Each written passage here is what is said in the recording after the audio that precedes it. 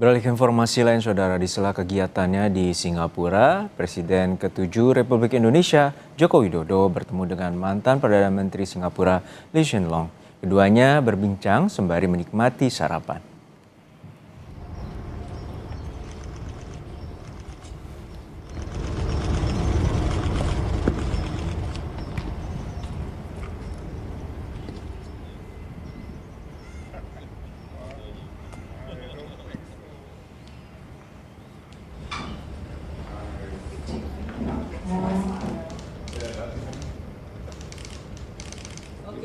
Pertemuan keduanya berlangsung di Hotel Raffles, Singapura. Jokowi terlihat disambut oleh mantan Perdana Menteri Singapura, Lee Hsien Loong. Keduanya bertemu di sela agenda Jokowi menghadiri forum Bloomberg New Economy. Jokowi dijadwalkan berbicara di depan forum itu pada hari Jumat. Forum diskusi ini antara lain membahas sejumlah isu ekonomi dunia.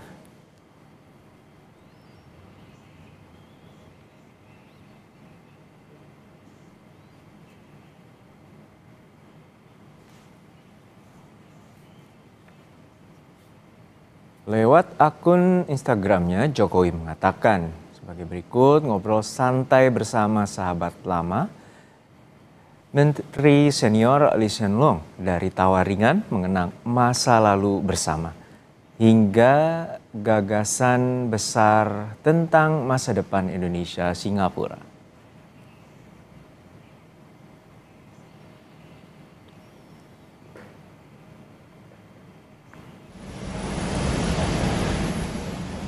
Jokowi sebelumnya tiba di Singapura pada hari Sabtu lalu atau hari Selasa lalu untuk mengikuti forum Bloomberg New Economy yang digelar pada tanggal 19 hingga 22 November.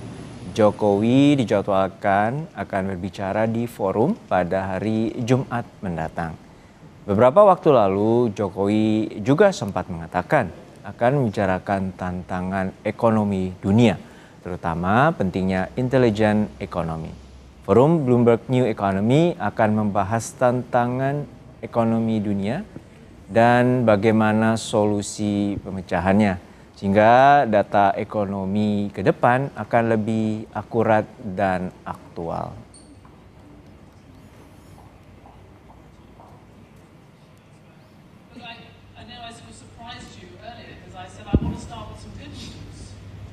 Ya, sebelumnya Presiden Jokowi sempat bertemu dengan mantan Perdana Menteri Singapura, Lee Hsien Loong.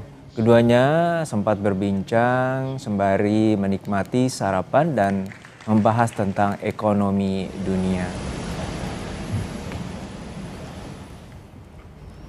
Berstatus sebagai Dewan Penasehat Bloomberg New Economy, Jokowi dijadwalkan menyampaikan pidato mengenai arah pembangunan Indonesia dan peran Indonesia dalam ekonomi global pada Jumat besok. Lalu seperti apa signifikansinya dan keterlibatan Jokowi dalam forum Bloomberg New Economy ini dan statusnya kini sebagai mantan kepala negara? Kita akan bahas bersama dengan analis politik Mas Adi Prayitno. Selamat petang Mas Adi, sehat-sehat selalu. Selamat petang, Mas.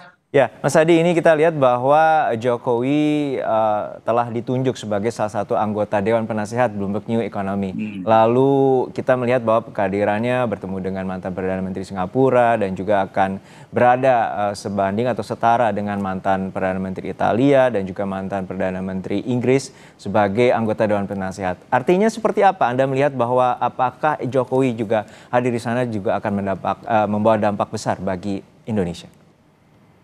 Ya, sebenarnya kalau kita mau jujur ya, bisa dilihat dalam dua hal sekaligus. Pertama, dalam perspektif Jokowi yang tidak lagi jadi presiden, tapi menjadi salah satu dewan penasihat dalam sebuah institusi sebenarnya yang disebut dengan Bloomberg New Economy, satu lembaga yang sebenarnya yang bertujuan untuk mengurangi ya kesenjangan antara negara-negara maju dengan negara-negara yang tidak maju. Ini yang saya kira dari dulu kan selalu muncul pertanyaan apa yang sebenarnya akan terjadi kepada Pak Jokowi setelah posisinya tidak lagi jadi presiden, tapi dengan adanya posisi ini maka Jokowi dianggap memiliki daya tarik sehingga menjadi bagian salah satu penasihat di forum internasional.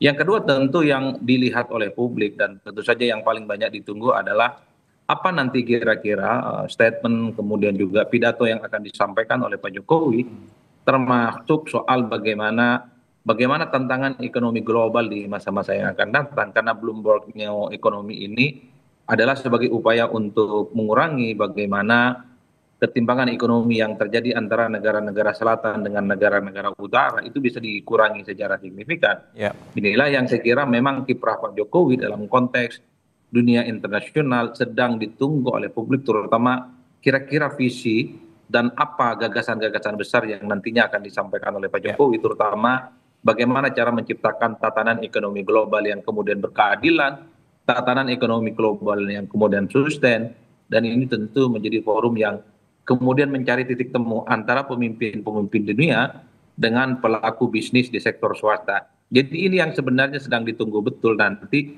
bagaimana pidato politik Pak Jokowi.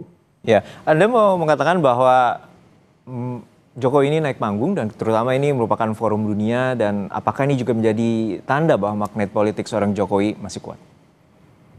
Ya harus diakui dengan posisi sebagai Dewan Penasehat dalam forum ini, tentu saja ini kan menegaskan bahwa daya tarik Pak Jokowi sebagai salah satu mantan presiden di Indonesia dan tentu saja di forum internasional itu relatif cukup dipertahankan. Karena kalau tidak salah, kalau kita membaca di websitenya Bloomberg ini, hingga saat ini pimpinan dunia termasuk juga pelaku di bidang bisnis ada kurang lebih sekitar 1.500 orang yang sudah bergabung di dalamnya, terdiri dari pemimpin pemerintahan, adalah mereka yang pernah menjadi pemimpin dunia, termasuk juga adalah pelaku bisnis dan usaha. Jadi forum ini sebenarnya adalah untuk mensinkronisasi sekaligus mencari titik temu apa sebenarnya aspek ekonomi, aspek kepentingan yang bisa dipertemukan antara pimpinan dunia, pimpinan global dengan sektor swasta, terutama di bidang ekonomi, tentu untuk mengurangi disparitas yang selama ini mungkin kekayaan dan pemerataan ekonomi itu hanya terjadi di negara-negara maju. Inilah yang memang kenapa ketika Pak Jokowi beberapa waktu yang lalu itu kemudian ditunjuk menjadi salah satu Dewan Penasihat Bloomberg-nya ekonomi, para pendukung Pak Jokowi kan kemudian tepuk tangan. Semacam ingin memberikan pesan bahwa Pak Jokowi setelah tak lagi jadi presiden, tapi posisinya, peran-perannya itu masih dianggap cukup signifikan di kancah internasional. Karena memang bicara tentang Pak Jokowi tentu menjadi sesuatu yang selalu menarik untuk Ya. diperbincangkan, Mas. Ya, apakah nanti juga Anda melihat pidatonya nanti ini berkaitan sama 10 tahun dia memimpin dan kemudian apa saja yang belum terlaksana dan kemudian akan dikemukakan dalam pidato tersebut, ya anggaplah terkait dengan internet, tentang 5G maupun juga tentang ekonomi berbasis digital seperti AI. Ya saya kira memang hal-hal yang tadi disampaikan sepertinya juga akan disampaikan secara terbuka oleh Pak Jokowi. Tentu yang paling bisa diprediksi itu adalah soal success story. Sebenarnya langkah politik dan langkah ekonomi seperti apa yang pernah dilakukan oleh Pak Jokowi. Pertama misalnya bisa terhindar dari resesi dan kemudian bisa menjaga stabilitas ekonomi. Sekalipun misalnya pertumbuhannya hanya sebatas 5%.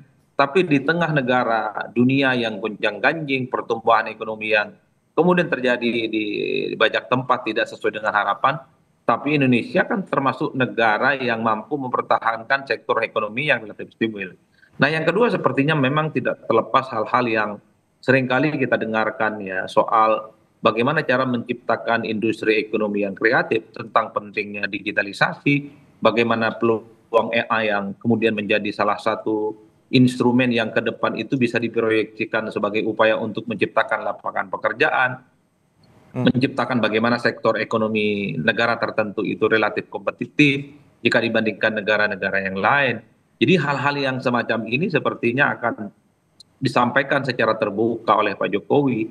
Digitalisasi terkait dengan ekonomi adalah andalan sebenarnya bagi negara di dunia untuk bagaimana itu semacam stimulus, bahwa ekonomi itu tentu tidak bisa hanya sebatas mengandalkan kekayaan alam, sektor-sektor yang dalam banyak hal itu cukup terbatas, tapi inovasi, teknologi, termasuk digitalisasi adalah hal-hal yang menjadi penanda kenapa sebuah negara di sektor ekonominya itu bisa maju secara signifikan. Dua hal ini yang saya kira memang akan diproyeksikan oleh Pak Jokowi ketika ingin menyampaikan pidato politik dan ekonominya. Konon akan disampaikan esok hari di hari Ya. Jumat, Mas Juno. Ya, tentu berkaitan dengan substansi kita akan menunggu besok. Tapi untuk saat ini Anda melihatnya bahwa Jokowi terus dan tetap mengambil peran aktif, terutama saat ini menuju panggung global dan tetap menjadi sorotan. Seperti apa Anda melihat dinamika terakhir dari Jokowi? Ya, saya kira memang yang kita harapkan tentu saja dengan kehadiran Pak Jokowi di kancah internasional ini bisa menjadi tempat untuk bertukar pikiran, bertukar wawasan, dan tentu saja memberikan dampak yang cukup signifikan kepada bangsa di masa-masa yang akan datang ya. Karena apapun judulnya, dengan posisi Jokowi sebagai penasehat di Bloomberg New Economy ini kan dilihat sebagai satu apresiasi yang diberikan oleh dunia dan forum internasional bahwa Jokowi pastinya dianggap sebagai sosok yang inspiratif, memiliki pengalaman-pengalaman yang cukup luar biasa yang perlu di-share kepada pemimpin-pemimpin dunia yang lain, yang saya kira memang itu dianggap sebagai sebuah keinginan bagaimana Indonesia, mantan-mantan pemimpinnya, itu memiliki kontribusi yang cukup signifikan, terutama soal insight di bidang ekonomi, di tengah gonjang-ganjing dan persaingan global yang cukup luar biasa. Karena Baik, kalau kita mau jujur, sebenarnya Bloomberg New Economy ini kan adalah sebagai sebuah respon bagaimana dunia itu berubah secara signifikan. Kekayaan dan dunia berkembang itu bukan hanya di negara-negara utara, tapi di negara-negara selatan yang selama ini terbelakang itu juga muncul secara signifikan. Kemajuan bukan hanya terjadi di barat, tapi juga sudah mulai muncul di baik. timur. Dalam konteks inilah Pak Jokowi sebagai mantan presiden, tentu saja kehadirannya di Bloomberg akan memiliki dampak signifikan, terutama terkait dengan prospek Baik, ekonomi yang positif di negara kita. baik, kita nantikan dan terus cermati bagaimana pidato yang akan disampaikan oleh Pak Jokowi besok di New Economy Bloomberg untuk menghadapi tantangan ekonomi dunia baru. Terima kasih atas analis Anda, Mas Adi Praitno, telah berbagi bersama kami di Kompas Petang.